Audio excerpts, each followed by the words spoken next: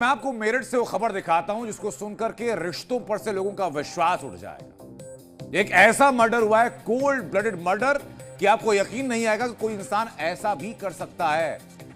Police तक हैरान है केस जानने के बाद, सामने आने के बाद। इस वारदात के 3 किरदार हैं। किरदार नंबर 1 सौरभ कुमार राजपूत, किरदार नंबर 2 पत्नी मुस्कान रस्तोगी जिसने पति के मर्डर की प्लानिंग की, और किरदार नंबर 3 मुस्कान का प्रेमी साहिल शुक्ला जिसने पति का मर्डर करके उसकी लाश के टुकड़े किए। पति पत्नी और वो के बीच के अपराध की पूरी कहानी क्या है, ये आप जानिएगा, देखिएगा जरूर। सुनकर हैरान रह जाएंगे कि समाज किस तरफ जा रहा है।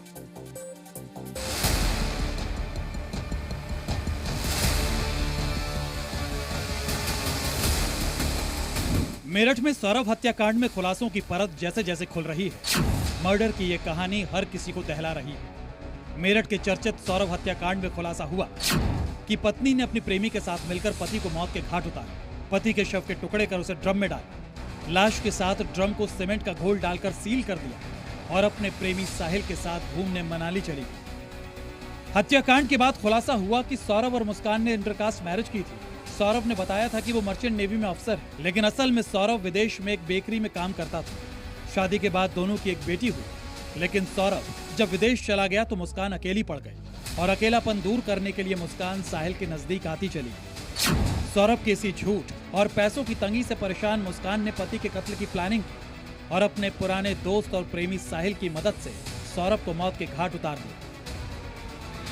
2023 में फरवरी 16 के आसपास ये चला गया लंदन अपने एक दोस्त के साथ बेकरी में काम करने के लिए। 2 साल ये वहाँ रहा लगातार। उस समय सौरभ द्वारा बताया गया था कि वो मर्चेंट नेवी में है और बाहर दुबई की फोटो दिखाई गई थी। 3 साल के दौरान 2016 से 19 केवल 6 महीने बाहर रहा, बाकी टाइम ये अपना घर पे रहता था।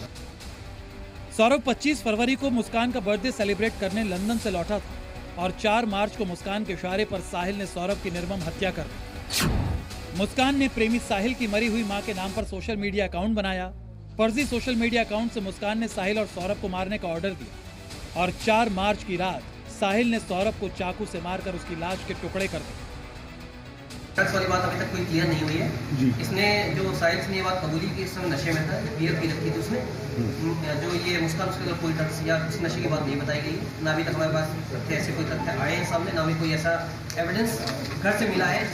मुस्कान और साहिल किस कदर शातिर हैं इसका अंदाजा इस बात से लगाइए कि सौरभ की हत्या के बाद दोनों ने मनाली में 3 दिन बिताए और मुस्कान होटल के कमरे की तस्वीर डालती रही ताकि किसी को शक ना हो। कोई भी प्रेम संबंध या कोई भी संबंध ऐसा नहीं है कि होता कि इतना ब्रूटली उसकी हत्या कर दी जाए। तो मैं अगर समझूं इसको तो मैं समझ सकती हूँ कि या तो पर्सनैलिटी, फिर या तो कोई मानसिक रोग इसके पीछे काम कर रहा है।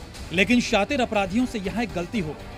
मुस्कान ने अपने गुनाहों की पूरी कहानी अपनी माँ को बता दी। मुस्कान को लगा शायद माँ उसे बचा लेगी, लेकिन माँ ने पुलिस को फोन किया। शुरुआत में मुस्कान और साहिल पुलिस को गुमराह करते रहे, लेकिन पुलिस की सख्ती ने कातिल पत्नी और उसके प्रेमी को सब सच उगलने पर मजबूर कर दिया। मेरठ से पारस गोयल के साथ ब्यूरो रिपोर्ट, जी मीडिया।